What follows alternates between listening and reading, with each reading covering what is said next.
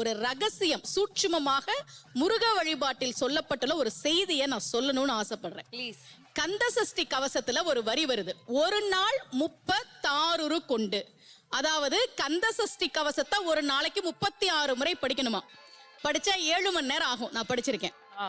ஆனா கலியுகத்துல கந்த சஷ்டி கவசத்தை ஒரு நாளைக்கு 36 முறை படிக்கிறதுக்கு நேரம் இருக்காதுன்னு தான் அதுலயே சூட்சுமமாக ரகசியமாக ஒரு விஷயம் சொல்லப்பட்டிருக்கு. முருகனுடைய அருளால் நான் தெரிஞ்சுக்கிட்டேன். அதை நான் உங்களுக்கு சொல்றேன்.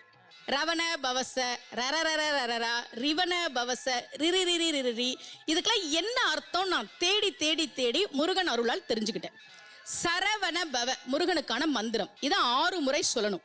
இப்ப சாவ தூக்கி பின்னாடி போட்டீங்கன்னா ரவண பவச, அத 6 முறை சொல்லணும். இப்ப ராவ தூக்கி பின்னாடி போட்டா வனப வசர, வாவ தூக்கி பின்னாடி போட்டா நபவ சரவ, இப்ப நாவ தூக்கி பின்னாடி போட்டா பவ சரவண, பாவ தூக்கி பின்னாடி போட்டா வசர வனப.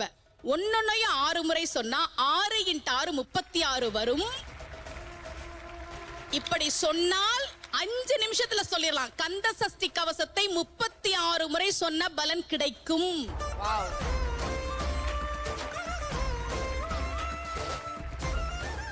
இது கந்த சஷ்டி கவசத்திலே சூட்சுமமா சொல்லப்பட்ட விஷயம்.